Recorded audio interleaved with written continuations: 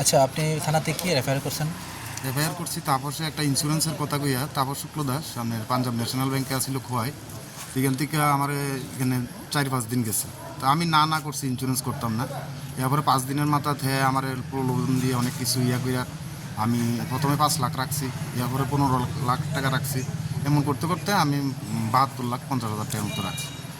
প্রথম দিকে পাইয়া যেতাম, কিন্তু অক্ষণে দেখা যাইতেছে 20 মাস ধরে পামু কইয়া 20 মাস পাইরিয়ে গেছে গা, কখনো কোনো খবর নাই। ফোন করলে ফোনও ধরে না।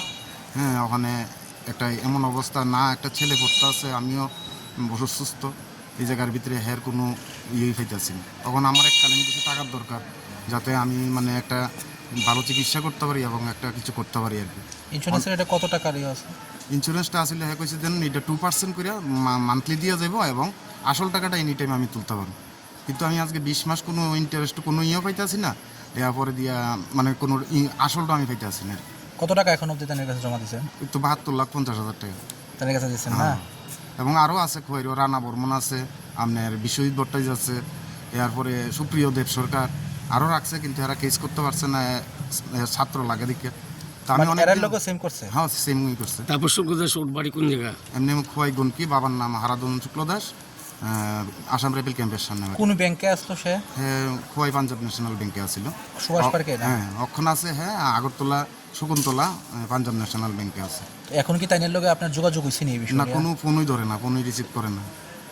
আমি অসুস্থ, ওষুধ পর্যন্ত আমি খাইতে পারি না, এমন একটা অবস্থা। আমি সব কিছু করে জায়গা টাকা বেচছে, আমার দোকান ঘটরা আসছিল, ইডি বেচছে, প্রলোভন করে আমি সব কিছু রাখছি। যে কুয়েত যে পাঞ্জাব ন্যাশনাল ব্যাংক ওইখানে গিয়েছিলেন? এখানে গেছি পরে দিয়ে ঠিকানাটা লইছি যে কই আছে ওখানে। ঠিকানাও গেছি পরে দেখা পাইছি।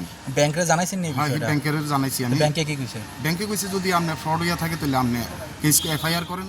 এরপরে আমি এফআইআর করছি আর কি। আজ এখন আপনি কি চান? আমি চাই সুস্থ ন্যায় বিচার চাই। যদি আমি পাওয়ার নই আমি পাইতাম, নাইলে যদি পাওয়ার নই পাইতাম। আমি মানে সুস্থ বিচার চাই, এর লিগে আইনের দ্বারস্থ হয়েছি আর কি। আজকে কি করছেন? এফআইআর করছি আর কি আজ। এবং ডিটেলস যে আরটিজিএস করছিলাম এবং ব্যালেন্স শিটটি আমি দিছি 7 তারিখ, এখন এটার উপরে এফআইআর করছি। আপনার বাড়ি কোন জায়গা? আমার বাড়ি খোয়াই জামগুড়া। নাম কি? বিধানচন্দ্র দাস। ঠিক আছে।